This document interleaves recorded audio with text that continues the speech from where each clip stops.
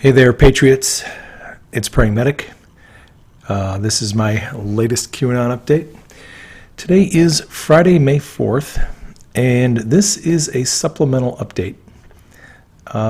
This doesn't have a whole lot to do with current Q posts. Q has been kind of quiet, although Q just did post before I began this, so I will get you caught up on the latest Q post. Q is actually moving to a new board, and I'll explain that at the end of the video.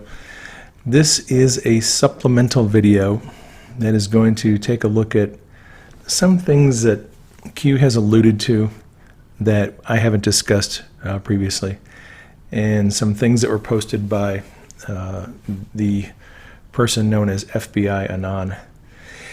And it has to do with the magnitude of corruption in governments around the world. So on April 29th, Q wrote, "The hard part is coming to an end. The next phase will bring justice, Q+." When I read that, I thought, okay, we're coming to the end of one of Q's, part of the operation, and I think we're going to be getting another one. He said, the hard part is ending, the justice phase comes next. So I kind of assumed that Q would be transitioning us into a whole new subject matter, a new way of thinking. I didn't anticipate there'd be a new board, but actually there is. So we're going to talk a little bit about psychology here today. The hard part may be coming to an end for some people, but it is just beginning for others. And I say that because we are not all wired the same way. We are not all motivated by the same things. David Kersey is a psychologist who's made a career out of studying personality types. And while personality typing is not an exact science, and there's a lot of different theories about personality types, I've found it to be a very useful tool to help understand the way that different people value things differently and why we're motivated differently. So this is a diagram that shows kind of an overview of Kersey's theory on personalities. Let me move this over so you can see it a little bit better. And he basically divides the population into four major personality types. The upper left is the guardian, the upper right is the idealist, lower left is the artisan, and the lower right is the rational. And then within those four quadrants, there are introverts and extroverts and different subdivisions.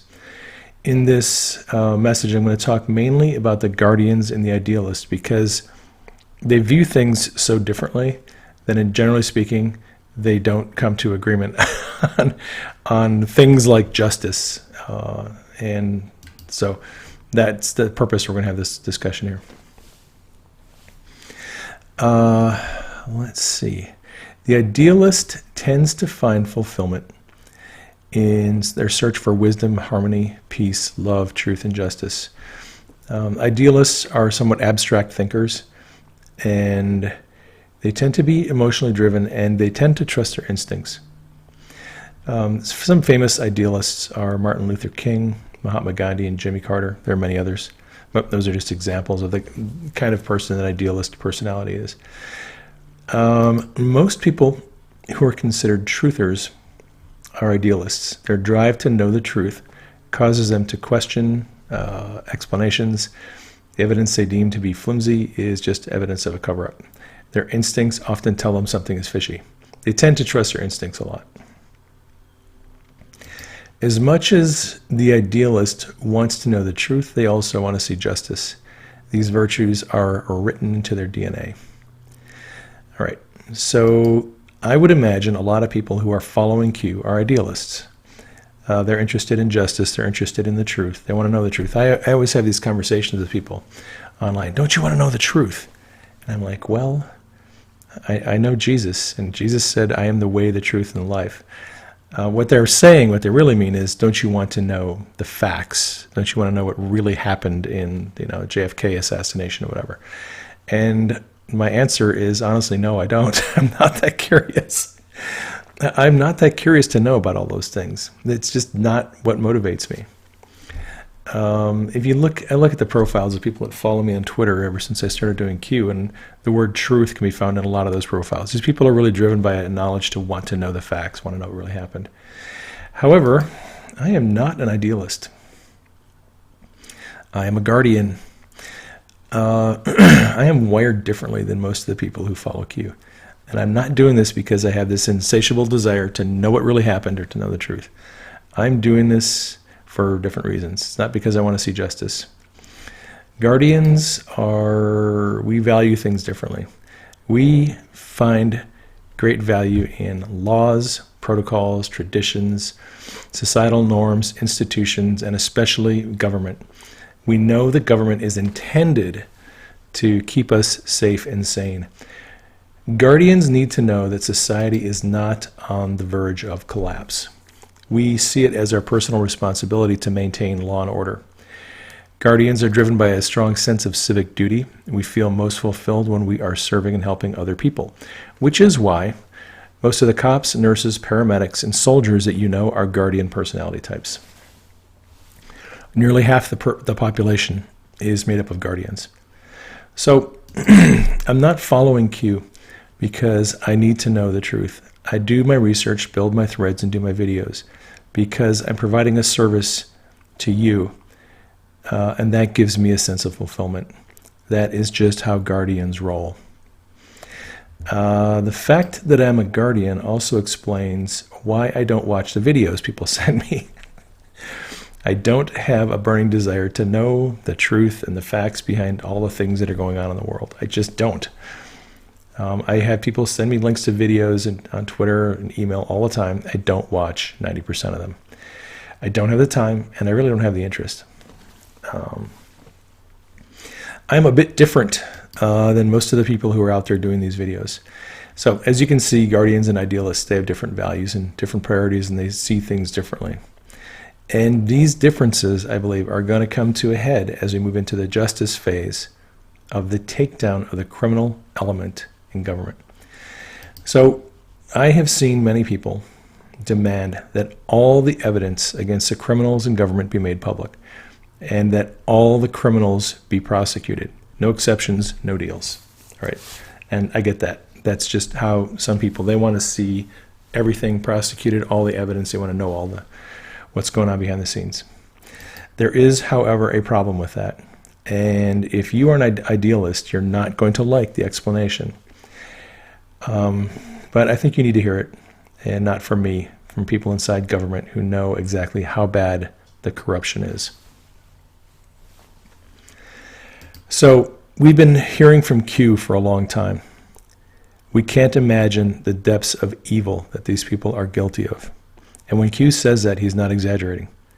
He's not using hyperbole. He's literally telling us we cannot imagine in our wildest imagination how dark and how pervasive corruption is in government around the world. It is much worse than you can imagine. And that should frighten you. It terrifies me because I can imagine a lot of depravity and corruption, and Q says it's worse than that. Well, okay then. Exactly how bad is it?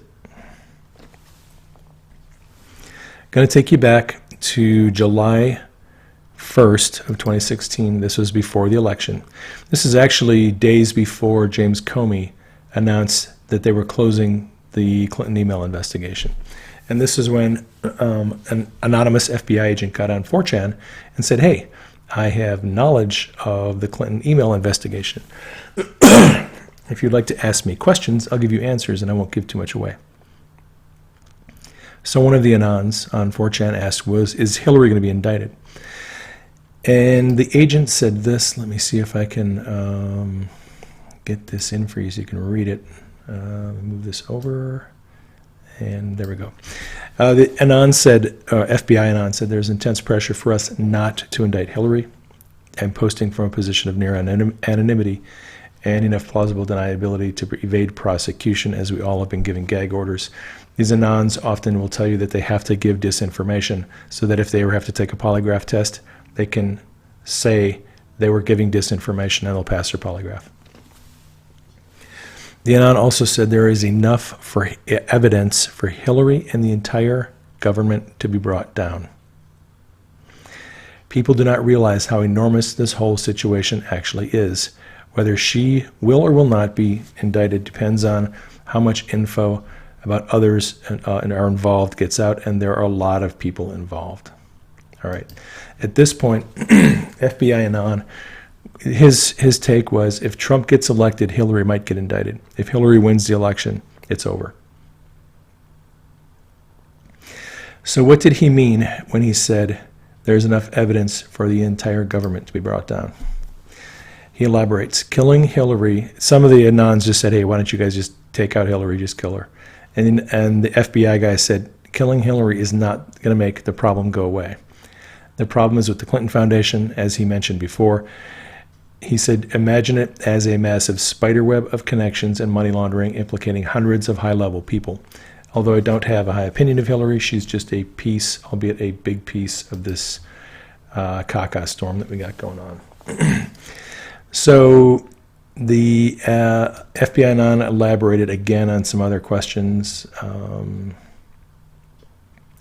Let me see if I can get this in here so you can read it.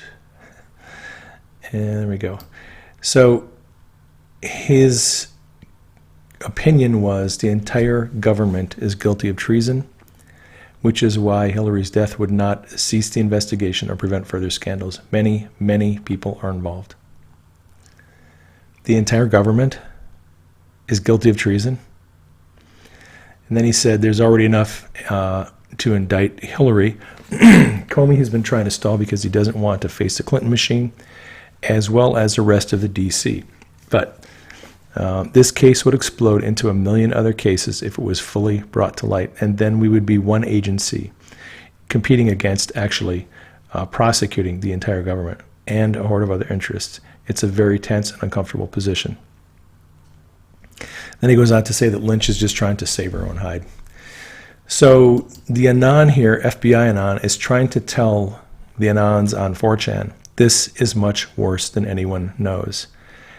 Every department, every part of government, all the agencies are all guilty of treason. They're all corrupt. They've all been compromised, and the FBI and DOJ could end up trying to prosecute the entire government. Okay, that is what this guy was saying back then. So the FBI Anon kind of laid out three choices. You turn over all the information to the DOJ, you make public a recommendation, the truth comes out, the entire world realizes how much the U.S. is meddling in foreign affairs, and we go to war. Civilian population realizes how much foreign money has influenced our government, and civil war breaks out. Or B, you cherry pick the data, you prosecute the people that are already in the public eye, so that the chips fall on the heads of a select few people and the whole system doesn't crash. Option C is do nothing and wait for everything to come crashing down. So these two tweets here are just Anons who suggested that option B is the only acceptable scenario. You can't crash the government and you can't do nothing. You have to start prosecuting people. And I would agree with that. This one said you can't RICO the whole entire federal government. That is essentially what one of the possibilities was. So the FBI guy replied back. He said to one of the other Anons, he said, if we do it slowly, people are going to complain because they're not working fast enough. And then this one second response is about Hillary and her special access programs that she sold. She wasn't supposed to have them, and she sold them to foreign donors. And then he says we're working on option B. So the FBI at that time was working on prosecuting some people, but not everybody. All right. Link to the FBI thread. There's 2 threads that you can check out if you're interested in that. All right. So Q said this. I'm just going to read a little part of this. Nobody can possibly imagine the pure evil and corruption out there. This is like the last 5 sentences. Those you trust are the most guilty of sin. And who are you taught to trust? If you're religious, pray. 60% must remain private, at least for humanity. These people should be hanging. Q. Q has been trying to tell us for months it is so bad, so widespread, we can't imagine, and they can't give us all the information because it would destroy our country, potentially destroy the world. If everyone found out everything that was going on, we would probably go to Washington, D.C. and burn down the Capitol. People would be so angry. That's why Q has been telling us they can't release all the information. It is going to be difficult for some of us to accept, but a lot of this evidence can never be brought to light. And equally troubling is the fact that not everyone who is guilty can be prosecuted. And look, here's where the rubber meets the road. Yes, it would be fair, and yes, it would be just for every criminal element in government to be prosecuted. But what if 90% of the attorneys and the cops and the judges who work for the government are corrupt? The DOJ has 120,000 employees, including the FBI. State Department has, I think, 25,000 employees. Military, DOD, I think, employs well over 1.5 million or 2 million people. How do you prosecute that many people? If you yank out all the attorneys, all the qualified investigators, forensic experts, if you take out all the judges, if you take out all these skilled people, who is left to run those agencies? How do you gut the agency and not make it collapse? That's the problem we're facing. We have such widespread corruption in the system that if you take everybody out who's corrupt, there's nothing left. That's what we're facing. So if you do that, if you gut the military, if you gut the intelligence agencies, we get stormed by foreign nations. They overwhelm us, and it's over. So we're in a very difficult situation. And look, on this thread, I saw a lot of comments, and I saw quite a few people saying, screw it, we should just burn the whole thing to the ground, start over. We can't accept this kind of corruption. It has to be removed. They're ready to grab their torches and pitchforks and just burn Washington to the ground and burn down all the state capitals and start over. Well, as a guardian person like me, that is the worst nightmare imaginable, because guardians have to know that our country and our society is safe from anarchy, from lawlessness, and we would never allow that to happen. We would not allow it to happen. We would stop the country from being destroyed. The difficulty for guardian personalities is we will allow some corrupt people to stay in the system just long enough so that the system itself doesn't collapse. We would not allow anarchy to happen. And like I said, guardian personalities are almost 50% of the population. So if you don't like anarchy, be glad there's a lot of guardian personalities in the population. And that is the ethical, moral problem that we're facing right now. Is you have different groups of people with different personality types, different motivations, and they all want to see this whole thing handled differently. As we enter the justice phase of the takedown of the global crime syndicate, we have to be patient. It's going to take time, and it is worse than anyone can imagine. I would suggest keeping our leaders in prayer. They need great wisdom to know how to proceed. And yes, this is a global issue. It's not just for the U.S. All you friends of mine in Canada and Central America and Australia and New Zealand and the UK and Europe, I get it. I know that there's corruption there too. We all know that. There's corruption in every government. And hopefully, if we can remove the corrupt elements from our government, we can then help you remove the corrupt elements from your government. I think that is the long-term goal. Now, Q went quiet for a few days and then posted these images. And no context, no text, no hints, no nothing. It's a picture of an Apple store in Hong Kong, a tractor trailer with some pallets that are shrink wrapped. The Apple headquarters is that ring down here. And then there's two pictures of a plane flying into a Bay Area airport, or flying into or out of. couple of the Anons took their best swing. One said, I think it's taken off from San Jose with the Fremont Hills in the background. And the other said, San Jose has a steeper takeoff because of the houses. He thinks it's going into San Francisco Airport up the bay. So without a whole lot of information about these pictures, I really don't know what the pictures are about. I suspect that Q posted them for future reference, that he will refer to them later. All the things that the Anons have posted, Q hasn't responded to any of that, hasn't confirmed anything. So we really don't know what those pictures are about. However, if you're interested, I think they may have something to do with the Defense Department and spying through cell phones. The Defense Department for years has pushed military personnel to use iPhones. A friend messaged me on Twitter and said, yeah, they've been pushing iPhones for years, really pushing hard for people to have iPhones. Lately, they have been more cautious, and now they have banned some models of phones from the military over security concerns. Not iPhones, but other brands. Here's a Fox News article about it.